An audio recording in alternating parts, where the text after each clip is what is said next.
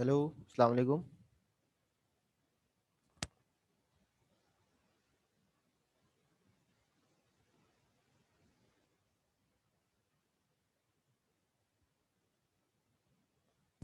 Hello, अस्सलाम वालेकुम।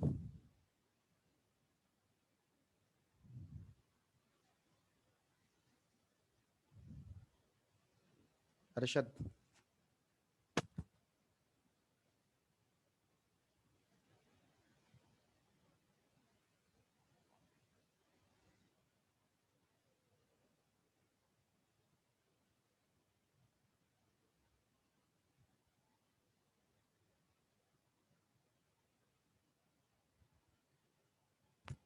Hello, अस्सलाम वालेकुम।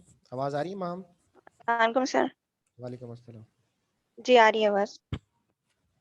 बाकी स्टूडेंट्स नहीं आए अभी तक? सर आ रहे होंगे।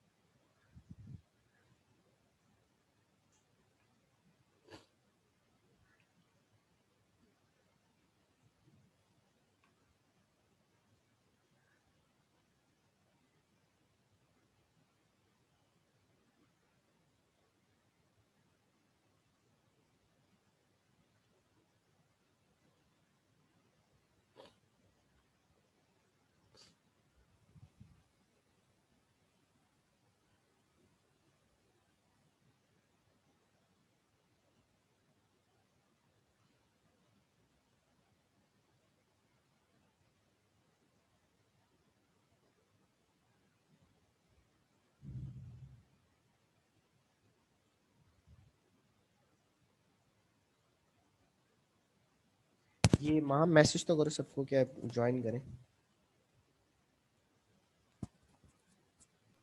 जी सर।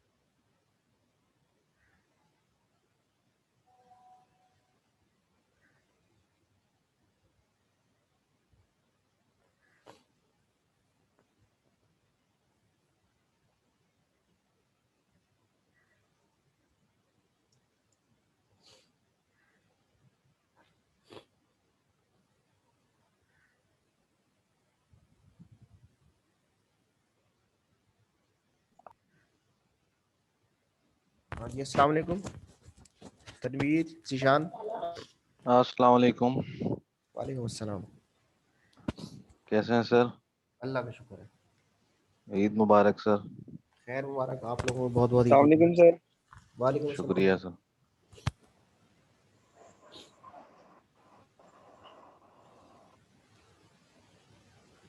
मेरे ख्याल में बाकी शायद अवेलेबल नहीं है अभी। हम लोग तीन चार ही हैं। सब ग्रुप सो में रहे तो हैं सर सर। काफी सारे थे सर। सब सो रहे हैं। तो एक सेशन रख लेते हैं, इंट्रोडक्शन। फिर प्रॉपर स्टार्ट कर देंगे नेक्स्ट वीक। ठीक है सर। और आप लोग हो कितना रह गया? सर हाँ जी। सर वो हसान की आपसे डिस्कशन चल रही थी थीसिस के हवाले से, सर फाइनल हो गया? तो हसान का रिप्लाई आया था मेरे पास, लेकिन उसके बाद वो ईद की छुट्टियां आ गई। क्योंकि तीन स्टूडेंट्स हैं ना, हसान है और कौन है, दो और है। एक नेरीन है नय्यरीन है और और तीसरा तीसरा आप एक थे। और लड़का है, सैयद। सैयद कुछ और था। सर मैंने भी कहा था चलो कर लो, देख लेते हैं। सर ये जो HEC की तरफ से एक पॉलिसी आई थी कि अगर आप जो है ना वो आफ्टर 16 ईयर्स एजुकेशन के बाद भी तो आप कर सकते हैं पीएचडी के लिए अप्लाई। तो क्या ये थीसिस करना जरूरी है अभी, है कोई इस तरह का सीन? वो अभी जो पॉलिसी आई है ना कि बैचलर्स के बाद जो है आप एडमिशन ले सकते हैं, यानी किसी ने अगर बैचलर किया है तो वो एडमिशन ले सकता है, थीसिस थीसिस सॉरी पीएचडी में डायरेक्ट एडमिशन ले सकता है। तो वो अभी हमने अडॉप्ट की नहीं है, वो उसकी बोर्ड ऑफ स्टडीज होगी ईद के बाद, फिर उसको जाके जो है सर ना। ये सिर्फ अगर हम लोग कोर्सेज कोर्सेज लेके अपना मास्टर्स या एमएस कर लेते हैं, आफ्टर दैट हम लोग एलिजिबल नहीं होते क्या पीएचडी के लिए? देखो जो हमारी हमदर्द है वो तो अभी तक तो ले रही है एडमिशन। नहीं ले रही। बाकी दूसरे इदारे हैं, यूनिवर्सिटीज हैं, उनका अपना, हर किसी का अपना वो होता है।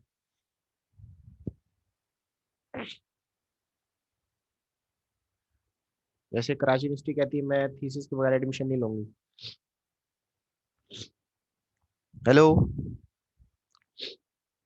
जी जी सर, आ रही है आपके पास। तो ये है हर जगह में।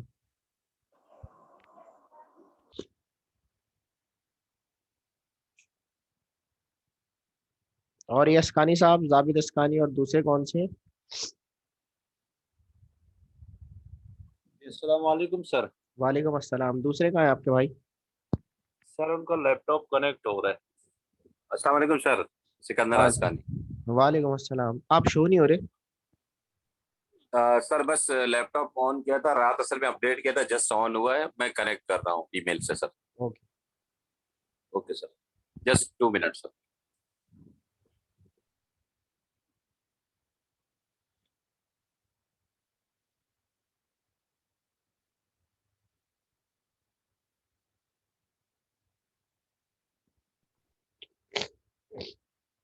अच्छा, इसमें एनर्जी एंड एनवायरमेंटल लॉ जो है वो हमारा सब्जेक्ट है, तो इन्वायरमेंटल लॉ जो है वो थोड़ा सा पहले हम उसको लेके चलेंगे, फिर एनर्जी लॉ पे आ जाएंगे। एनर्जी लॉ थोड़े से पाकिस्तान में तो इतने खास बने हुए नहीं है कुछ आइडिया अरशद तुम्हें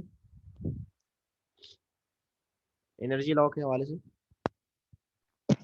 सर ISO 50,001 के हवाले से ही बस बात चल रही होती है, कोई लॉस तो ऐसे नहीं है। नहीं, लेकिन आजकल निका बड़ा एक्टिव हुआ है।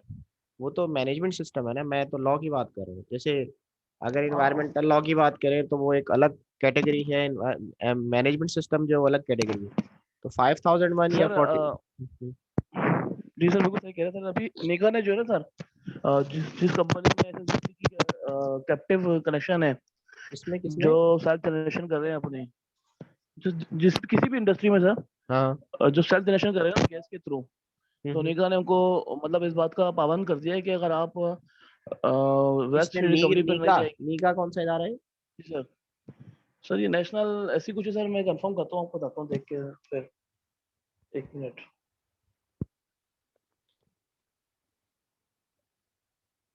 ये मोटो सर E4 नेशनल किसके? नेशनल एनर्जी एफिशिएंसी एंड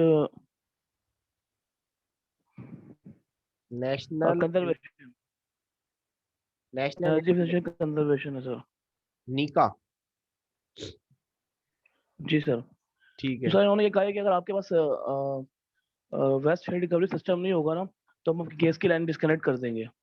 अच्छा, सर ये एक नया लॉ आ गया है, कब से आया है? तो इसकी टाइम लाइन दे दी है। सर ये 2 महीने पहले ही स्टार्ट किया है इन लोगों ने, अच्छा। और कुछ कनेक्शन उन्होंने ना वो शट ऑफ भी किए थे। हम्म। कुछ लोगों ने स्टे लिया है, जैसे कि सर हमारे पास जो है ना गैस की लाइन थी, 2 इंजन चला रहे थे हम उससे चेन बैक करके। हम्म। और जब ये ऑर्डिनेंस आया तो फिर मतलब जिस तरह की कोई लेटर आया हमारे पास, तो फिर हमने एक waste heat recovery boiler purchase किया है, उस पर हम वो लगा रहे हैं अब। अगर सर ये नहीं होगा हमारे पास, तो सर होता ये है कि जो इंजन का वो वेस्ट हीट होती है ना, हम्म। एग्जॉस्ट होता है, वो अगर 500-600 डिग्री सेंटीग्रेड का होता है, 550 डिग्री का होता है। ठीक फिर है। उसको हम उससे बॉयलर कनेक्ट करेंगे और स्टीम भी बना रहे होंगे, तो हमारी जो है वो एनवायरनमेंट में भी वो थोड़ा सा टेम्परेचर जो है ना कम जा रहा होगा, और हम उससे वेस्ट हीट रिकवरी से बॉयलर से स्टीम भी जनरेट कर रहे होंगे। तो ये एनर्जी के हवाले से उन्होंने एक लॉ बना दी है। अगर अच्छा। आपके पास कैप्टिव कनेक्शन है गैस का, हम्म। तो आपने वेस्ट हीट रिकवरी सिस्टम लगाना है, या तो फिर आप उससे हॉट वाटर लें, या फिर एब्जॉर्प्शन चिलर लगाएं, या फिर ये रिकवरी बॉयलर लगाएं। अच्छा, यानी उस टेम्परेचर को यूज करें आप, जो हीट हीट जो प्रोड्यूस हो रही है। जी सर। जी सर बिल्कुल, जो एग्जॉस्ट हो रही है ना उससे उसको आप दोबारा यूटिलाइज करें, अच्छा ठीक है। क्योंकि सर 500 डिग्री सेंटीग्रेड है ना, वो यूटिलाइज हो सकता है। हो सकता है। सही सही। तो इस तरह की चीजें हैं सर, ये अब शुरू किया है सर इन लोगों ने, और ये अच्छी चीज है सर, बहुत अच्छी चीज है ये। हाँ नहीं, अच्छी बात है अगर वो यूटिलाइज हो रहा है तो। यहाँ पे सर ये, थोड़ा टेम्परेचर में फर्क पड़ेगा सर। हाँ एरिया के टेम्परेचर में फर्क पड़ेगा, और दूसरा वो रिसाइकिल भी हो सकता है, जो टेम्परेचर हम यूज कर सकते हैं उसको।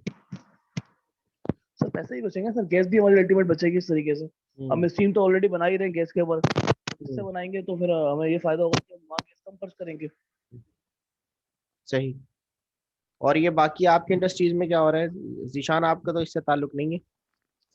सर ये इसमें इस तरह से मेरा ताल्लुक है कि जो हम सीमेंट इंडस्ट्रीज में वर्किंग कर रहे हैं, तो अब सीमेंट का जो भी नया प्लांट लग रहा है वो वेस्ट हीट रिकवरी जनरेशन के अलावा गवर्नमेंट अप्रूव नहीं कर रही है।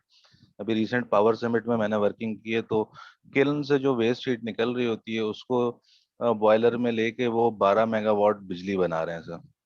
इसी अच्छा तरह लकी सीमेंट में भी दो वेस्ट हीट रिकवरी लगी हुई, एक 6 मेगावाट, एक 15 मेगावाट। तो वहां पे भी ये लॉ आ चुका है सर, लेकिन रेफरेंस मुझे नहीं पता कि क्या नंबर है और किसने लागू किया है। बहरहाल वेस्ट हीट रिकवरी प्लांट के बगैर अब सीमेंट प्लांट कोई भी अप्रूव नहीं हो रहा। अच्छा, यानी इन्वायरमेंट की तरह ये भी सख्ती हो गई है इस पे। जी जी जी। उसमें दो फैक्टर नजर, एक तो एनवायरनमेंट प्रोटेक्शन है, दूसरा ये कि 12 मेगावाट फ्री की बिजली अगर मिल रही है तो करोड़ों रुपए की सेविंग है उनकी। वो बचत भी हो जाती है। तो जी इनका सर। लकी वालों का तो वैसे ही अपना एक वो मेगा प्रोजेक्ट भी तो है वहाँ पे। जी जी, पावर जनरेशन भी है पावर इनका। जनरेशन का मेरे जो ख्याल में कितना है उनका? 500 है? नहीं, ज्यादा ही है। 6। नहीं नहीं सर, इतना ज्यादा नहीं है, क्योंकि वो इंजन से बना रहे हैं तो 150-140 मेगावाट है तकरीबन। और उन अच्छा इंजन की एग्जॉस्ट से 6 मेगावाट की टरबाइन लगाई हुई है इन्होंने। अच्छा। अच्छा, पिछले जी हफ्ते मुझे हब जाने का इत्तेफाक हुआ, तो एक प्रोजेक्ट मिला था मुझे वहाँ पे। तो जब हम हब की तरफ जा रहे थे तो ये आप लोगों से मैं शेयर करूँगा, हो सकता है आप लोग मुझसे ज़्यादा जानते हो इस हवाले से। तो मैं रास्ते में ना टपाल एनर्जी आता है सीधे हाथ पे। जी सर। जी तो जी सर। टपाल एनर्जी जो है वो शायद ये टपाल वालों को दे रही है इलेक्ट्रिसिटी। तो उन्होंने नहीं कहा सर, ये ये किसको दे रही है? नेशनल ग्रिड में दे रही है सर ये। टपाल एनर्जी। जी, ऑनर टपाल एनर्जी है सर, इसके मतलब कंपनी जो है टपाल वाली है। तो ये बाकी आईपीपी दे है? रहे जी जी जी सर, आईपीपी है ये। अच्छा, तो सर ये 90 मेगावाट का प्लांट है, हमारे एरिया में है ये, ये और आप ये तो इसी वही है तरह ना? ग्रिड से कनेक्ट। आप तो उसी इलाके के ना जाबित? यस सर बिल्कुल, मैं और बड़े भाई दोनों। हाँ तो ये अच्छा इस अपनी इंडस्ट्री को नहीं दे रहे टपाल वाले जो है? नहीं सर। नहीं सर, ये तो केई के लिए है, ये ग्रिड से कनेक्ट है और अच्छा। 90 मेगावाट का प्लांट है ये। हम्म। लेकिन इसकी भी हालत सर बहुत ज्यादा खराब है। आई थिंक मेरे ख्याल से ये डीजल इनके पास जो है ना जनरेटर भी है, ओहो। और ये बहुत छोटा सा प्लांट है, तो काफी अरसे ये बंद रहा है, लेकिन अब क्योंकि ये रनिंग में है, इसकी कंडीशन भी कुछ खास नहीं है। हम्म। क्योंकि इसके सराउंडिंग में जो इन्होंने इन्वायरमेंट का डंपिंग एरिया बनाया है वो बहुत वर्स्ट कंडीशन में है। इसको जो है ना आपका सिंध गवर्नमेंट देख रही है, जिसकी वजह से इनको गाड़ी के फ्यूल वगैरह नहीं मिल रहे, इसीलिए वो जो है ना हर जगह पर मिक्स वेस्ट जितना भी है ना ये डंप कर रहे हैं। तो ये सराउंडिंग तो का डंपिंग, एरिया जो अभी हाउसिंग सोसाइटियां बन रही हैं ये बहुत इफेक्टेड हो रही है। नहीं तो डंपिंग के अलावा कैसे की हुई है उनको? अगर ये सिंध में आ रहा है तो सीपा को तो अलाउ नहीं करना चाहिए। हाँ सर, ये सिंध में ही है। सिंध में असल में दो पोर्शन बने हुए, एक मेरे ख्याल से सुरजानी में है डंपिंग का एरिया बड़ा, और हाँ एक वो तो। ये टपाल के पास ही इन्होंने किया, जबकि यहीं से इनको शिफ्ट करना है सुरजानी में। तो के मैं चूंकि गया था एक मर्तबा, हमारे प्लांट का कुछ वेस्ट जो है ना वेनेडियम डंप हो रहा था, जिसकी मुझे इंफॉर्मेशन विनेडियम मिली तो, तो सिक्योरिटी के साथ। विनेडियम तो वो है, क्या कहते हैं, वो वेस्ट नहीं है, वाटर का सर वो है। न्यूक्लियर न्यूक्लियर नहीं है ये? नो सर, हमारे पास चूंकि बॉयलर की वॉशिंग होती है, तो उसपे सूट्स के साथ, ऐश के साथ ये वेनेडियम कंटेंट पाया जाता है, जहाँ जिसे हम जो है ना ट्रीट करते हैं वेस्ट वाटर ट्रीटमेंट प्लांट में। लेकिन ये स्लज की नहीं, फॉर्म में सॉलिड जो है ना इसको हम ड्राई करके यहाँ डंपिंग एरिया इसका अलग से बनाते हैं। लेकिन ये, लेकिन चूंकि कॉन्ट्रैक्टर ने हाँ लेकिन जाबित कॉन्ट्रैक्टर के साथ ये तो ज्यादा खतरनाक है, वेस्ट वाटर के साथ तो इसको ट्रीट नहीं करना चाहिए। हाँ सर, बिल्कुल बिल्कुल बिल्कुल, क्योंकि हमारे पास प्री प्री ट्रीटमेंट का एक पोर्शन है स्टोरेज पॉइंट का, वहां पर अच्छा, हम इसे जो है ना आउटफॉल में सेपरेट जाने करते हैं। नहीं देते। अच्छा, यस सर, बिल्कुल बिल्कुल सेपरेट कर। ठीक है ठीक है। तो बहरहाल वो ये टपाल एनर्जी की बात थी कि मैं उसमें जा रहा था, तो जमपीर के हवाले से बात हुई। मैं मेरे स्टूडेंट है, उसने बताया सर हमें जमपीर का प्रोजेक्ट मिला है। तो जमपीर का जो एरिया है वो इस विंड के हवाले से, हमारा रिन्यूएबल एनर्जी के हवाले से जो है एक ओपन एरिया, और वहाँ मैंने एक दफ़ा विजिट भी किया था। तो वो वहाँ पे काफ़ी प्लांट्स भी लग रहे हैं अब। कोई कोई भी मतलब कोई प्राइवेट जो एंटिटी होती है वहाँ पे अपना वो प्लांट लगाते हैं चाइना चाइना पावर की मदद से। और फिर वो जो है, अच्छा फिर मैंने उनसे कहा कि अगर एक बंदे की इंडस्ट्री हब में है, हाइट में है या लीडा में है, तो वो उसने जमपीर में प्रोजेक्ट लगाया, तो जमपीर के प्रोजेक्ट से उसको यहाँ तक एनर्जी कैसे मिलेगी? है इसका कोई जवाब आप लोगों के पास, जाबिद? सर हब एरिया की बात करें, बलूचिस्तान में अगर कोई इंडस्ट्री है। देखिए बलूचिस्तान में तो एक इंडस्ट्रियल स्टेट जो है हमारी, वो लीडा के नाम से है, हाइट हाइट या लीडा जिसे कहते हैं, लसबेला।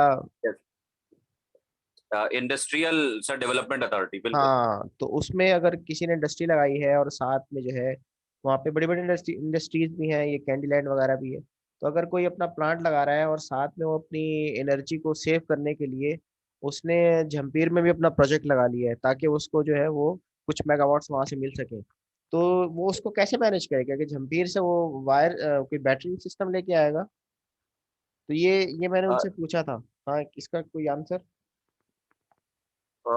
सर इसमें मोस्टली जो छोटे छोटे प्लांट यहाँ पर लगे, तकरीबन लीडा इंडस्ट्रियल एरिया में तकरीबन बलूचिस्तान में टोटल 350 इंडस्ट्रीज है छोटे छोटे। हम्म। इनके अपने डीजल प्लांट है वैसे।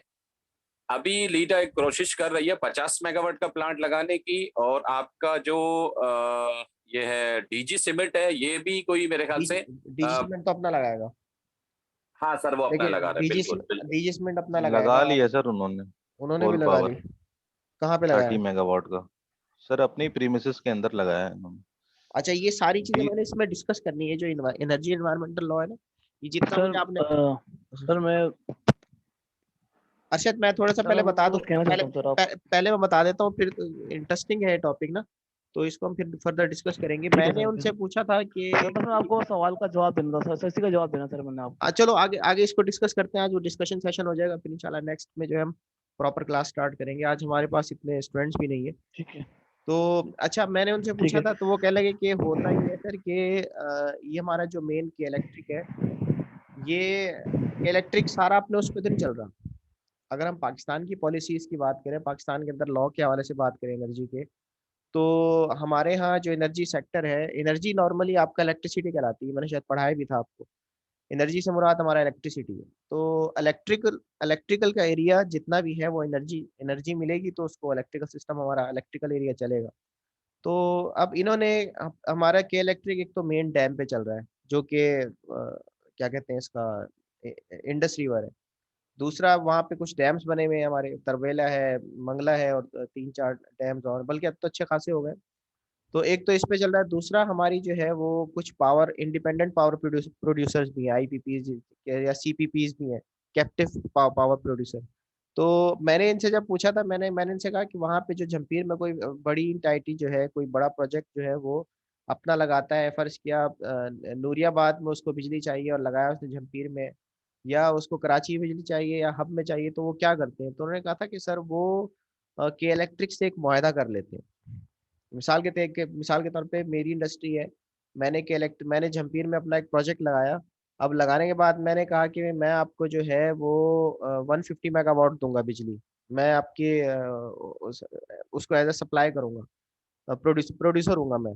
तो कंट्रीब्यूशन मेरा हो रहा है 150 मेगावाट। अब वो मैंने के इलेक्ट्रिक को दे दी, के इलेक्ट्रिक के साथ मेरा मुआहदा हो गया कि मैं आपको इतनी मेगावाट दूंगा, और आप मुझे इस जगह पे इतनी मेगावाट जो है वो लो कॉस्ट पे या वो जीरो कॉस्ट पे मुझे प्रोवाइड करेंगे। तो ये सिस्टम मुझे वहां से पता चला था। मिसाल, अब ये किस हद तक ठीक है मुझे इसकी डिटेल्स नहीं पता, यानी मैंने के इलेक्ट्रिक को वहाँ पे पावर दे दी।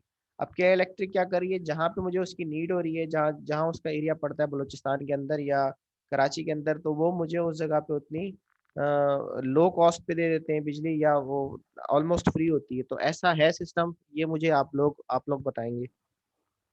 सर हेलो जीशान, आवाज नहीं आ रही। हेलो। मीटरिंग का तो सुना था, वो तो जीशान सेम दोबारा बताना, प्लेस आवाज नहीं आई मुझे। पे होता है, क्या कह रहे हो? लेकिन ये वाला आइडिया नहीं है सर। सर कह रहा हूँ नेट मीटरिंग एक चीज होती है जो